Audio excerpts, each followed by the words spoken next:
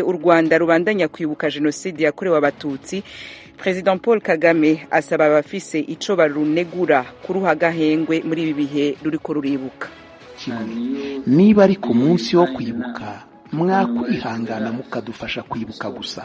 Ku minsi 365 y'umwaka muduharire uwo munsi umwe mudufashe kwibuka, maze ku minsi 364 isigaye nimushaka mutunenge buri munsi. Ayandi majambo President Paul w'u Rwanda yavuze mu kiganiro n'amenyesha makuru i Kigali, muraza kuyumva handi hato. U Rwanda na Afrika y'Epfo biri mu nzira yo gusubiza hamwe muri ano makuru mu bicari carateye icuka kibi hagati y'ivyo bihugu. Abasirikare batatu ba Tanzania baguye ku rugamba muri Republika Demokarasi ya Kongo. Igitero cabahitanye caguyemo n'uwundi musirikare umwe wo muri Afrika y'Epfo. Cacu ca mbere cano makuru na yiga nino kwisi. Inteko z'ishirahamwe rijejwe iterambere mu butunzi mu karere ko muri Afrika yo mu manuko SADC mu mfunyapfunyo zarungitswe muri Republika Demokarasi ya Kongo kugarukana amahoro, zatangaje ko abasirikare bazo 4 bishwe, abandi 3 barakomerekera mu buseruko bwa Republika Demokarasi ya Kongo. Iyi nkuru igaruka ibindi kuno nkuru na mgenzi wacu Fidel Nyonkuru. Izo nteko za Sami DRC zatangaje ko zibabajwe cyane no gutangaza inkuru yerekeye iyicwa ry'abasirikare 3 na 3 bakomeretse baturuka muri Tanzania. Vyabaye inyuma y'uko ikibombe c'umwansi kiguye hafi kandi barimwo. Inteko za Sami DRC zimenyesha ko umusirikare umwe wo muri Afrika y'Epfo yakomerekeye muri ico gitero, yahavuye asandaba igihe yari karavurirwa mu bitaro vyo mu gisagara ca Goma muri Kongo. Ishirahamwe SADC ryifatanije mu mubabaro n'imiryango y'abasirikare bapfuye hamwe n'amareta ya Afrika y'Epfo na Tanzania. Ryifurije abasirikare 3 bakomeretse gutora mitende mu buryo bwihuta. Ishirahamwe SADC ryavuze ko inteko zaryo za Sami DRC zibandanya gushimikira ku gikorwa cazo co kwivunira umwansi hamwe nk'uko biri mu masezerano y'ibihugu bigize ishirahamwe SADC yatewe kw'igikumu mu mwaka w'2003. Inteko za Sami DRC zarungitswe muri Republika Demokarasi ya Kongo mu ntumbero yo gutorera inyishu ikibazo c'umutekano muke urangwa mu buseruko bwa Kongo. Iki gihe u Rwanda ruri mu bihe vyo kwibuka jenoside yakorewe abatutsi, umukuru w'igihugu Paul Kagame hasaba abafise ivyo bagiriza igihugu atwara kuha u Rwanda gahengwe. President Kagame yabivugiye mu kiganiro yakoranye n'abamenyesha makuru i Kigali mu Rwanda. Assumpta Kaboyi yakurikiranye ico kiganiro. Intandaro y'ibyo ni ubutumwa Minisitiri w'Ububanyi n'Amahanga wa Amerika Anthony Blinken yanditse ku rukuta rwe rwa X yahoze yitwa Twitter, aho avuga ko Leta Zunze Ubumwe za Amerika zifatanije n'Abanyarwanda muri iki gihe cyo kwibuka inzirakarengane za jenoside. Ubwo butumwa bukomeza buvuga ko bunamiye ibihumbi byinshi by'abatutsi, abahutu n'abatwa. Kuri bamwe mu Banyarwanda banditse ku mbuga nkoranyambaga, hari ababifashe nko kugoreka inyito ya jenoside. Ubutumwa nk'ubwo ni nabwo buri mu butumwa buri mu itangazo rya Perezidansi ya Leta Zunze Ubumwe za Amerika. Mukuru wa Amerika Joe Biden yongeyeho ko abenshi mu bishwe bari abo mu bwoko bw'abatutsi, abandi bari abahutu n'abatwa. Ati bwakozwe mu buryo bwo gutsemba imbaga, aho umuturanyi yahigaga umuturanyi. Mu gusoza ubutumwa bwe, Perezida Joe Biden yagize ati ntituzigera twibagirwa amahano yabaye muri iyo minsi 100, intimba n'igihombo abaturage b'u Rwanda bayigiriyemo, cyangwa se ngo twibagirwe uwo muntu dusangiye twese, kuko urwango rutazigera ruganza. Perezida Kagame yasobanuye ko kuba Amerika ikigoreka inyito ya jenoside ari ibintu we yaboneye igisubizo kera binyuze mu ibaruwa yasabye ko yandikwa isubiza ubutumwa bwa Amerika. In the letter we told them, feel free to commemorate with us. Mu ibaruwa twababwiye ngo niba mubishaka mushobora kwifatanya natwe kwibuka. Niba hari n'ibyo mutishimiye kuri twe, ni uburenganzira bwanyu kubitubwira, ariko icyo dusaba ni kimwe. Niba ari ku munsi wo kwibuka mwakwihangana mukadufasha kwibuka gusa. Ku minsi 365 y'umwaka muduharire uwo munsi umwe mudufashe kwibuka, maze ku minsi 364 isigaye nimushaka mutunenge buri munsi ku byo mutishimiye kuri twe. Mu mwaka w'2020 nibwo Leta Zunze Ubumwe za Amerika zasohoye inyandiko igaragaza aho ihagaze ku nyito ya jenoside.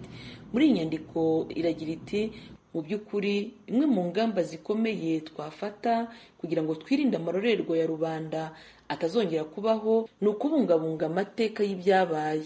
Kubera iyi mpamvu Leta Zunze Ubumwe za Amerika zihangayikishijwe n'uko impinduka zahinduwe mu nyandiko guhera mu mwaka w'ibihumbi 2018 kugeza uyu munsi bigabanya intego y'icyemezo cya jenoside yakorewe abatutsi mu Rwanda kandi ikananirwa gufata neza uburemere bw'ihohoterwa ryakozwe ku yandi matsinda.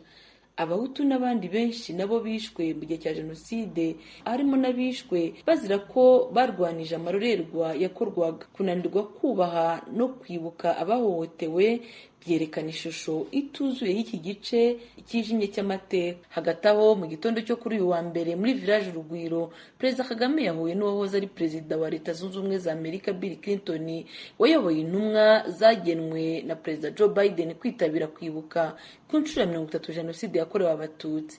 Itangazo ryaturutse muri Perezidansi y'u Rwanda rigaragaza ko abo bayobozi bombi bagiranye ibiganiro by'ukuri kandi bitanga umusaruro ku mpinduka z'ibihugu mu myaka 30 ishize n'akamaro ko gushimangira umubano w'ibihugu byombi bihuriyeho.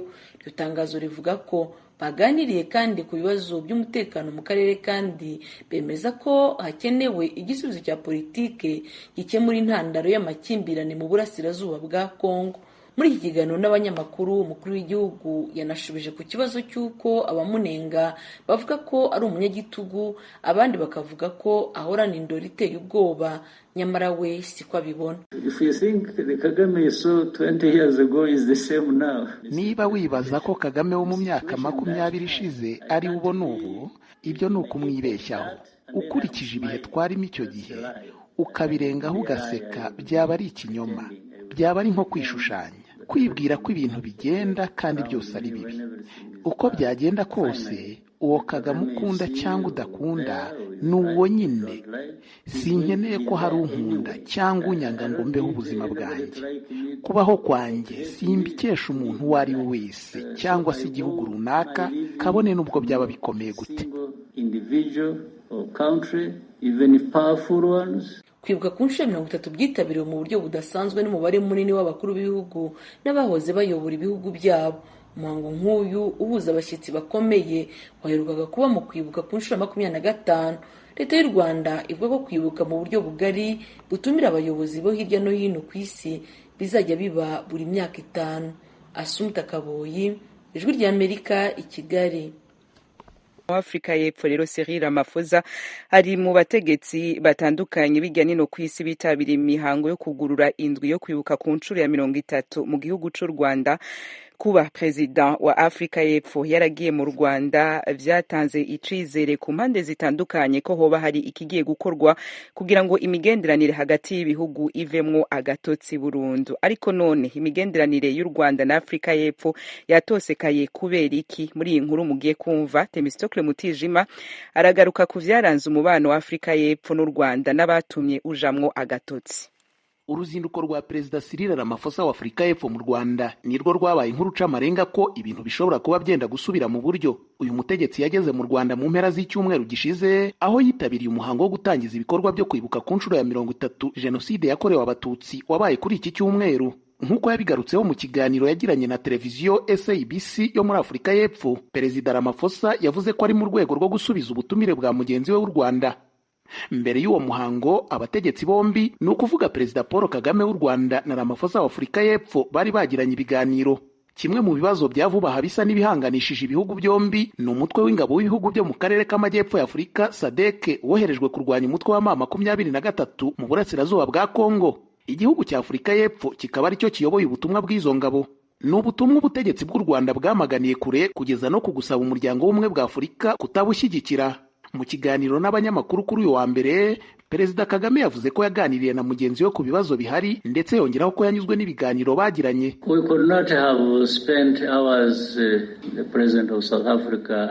Ntabwo twari kuba twaramaze amasaha njye na Perezida wa Afrika y'Epfo tuganira ngo tubure kubivugaho. Nabyo byari mu biganiro kandi nibwira ko twagize ibiganiro byiza, twumvise neza uko ibintu byifashe kandi birashoboka ko haba n'inzira nziza twafatanyamo mu kubikemura. Naranyuzwe, twarabiganiriye rero kandi ndanyuzwe, nibwira ko na perezida ubwe anyuzwe nuko twatera intambwe mu gukemura ibibazo. Ku ruhande rwe perezida wa Afurika y'Epfo nawe mu kiganiro yagiranye n'umunyamakuru wa SABC televiziyo yo muri Afurika y'Epfo nyuma yo guhura na perezida Kagame yavuze ko bagarutse ku buryo bavugururamo umubano w'ibihugu byombi. Ni umubonano wamaze amasaha 3. Ijoro ryakeye nagiranye ikiganiro cyagutse nawe ku kuntu twakongera kuzahura umubano, kandi ku bijyanye n'imibanire y'ibihugu byombi birarebana n'ibibazo bimwe nk'ibijyanye na viza, ingendo, kandi twizera ko tugiye gutangira uburyo bwo kongera kubyutsa no kongera kubaka uwo mubano.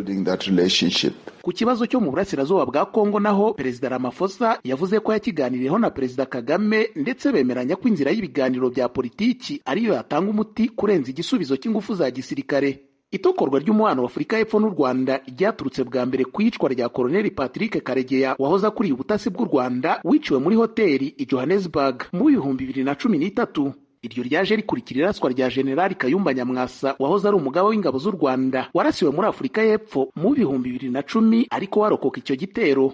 N'abasirikare bombi batari bagicana uwaka n'ubutegetsi bahoze bakorera bahitamo gushinga ishyaka ritavuga rumwe nabwo rya RNC, Rwanda National Congress. Muri ibyo bitero byombi ubutegetsi bw'u Rwanda bwashyizwe mu majwi ko ari bwo bubiri inyuma. Ku itariki ya 6 z'ukwa gatatu mu 2014 Afurika y'Epfo yirukanye abadiplomate 3 b'u Rwanda ibashinja kugira uruhare mu gitero cyagabwe ku rugo rwa General Kayumba Nyamwasa. Icyo gihe kandi Afurika y'Epfo yahise ifata n'icyemezo cyo guhagarika gutanga impushya z'ingendo visa ku banyarwanda bifuza kujya muri icyo gihugu. U Rwanda narwo mu kwihimura kuri ibyo rwahise rwirukana abadiplomate 6 ba ambasade ya Afurika y'Epfo i Kigali. Mu 2018 naho umubano w'ibihugu byombi wari watangiye kuzahurwa wajemo agatotsi. Ako katurutse ku magambo Afurika y'Epfo yise ko ababaje. Wari umunyamabanga muri Minisiteri y'Ububanyi n'Amahanga y'u Rwanda yanditse kuri Twitter avuga nabi Minisitiri w'Ububanyi n'Amahanga wa Afurika y'Epfo w'icyo gihe Lindiwe Sisulu. Ayo nayo yaje akurikira ikiganiro Minisitiri Lindiwe Sisulu yari yagiranye n'abanyamakuru mu kwa 10 kwa 2018 aho yemereye ko yagiranye ibiganiro na General Kayumba Nyamwasa.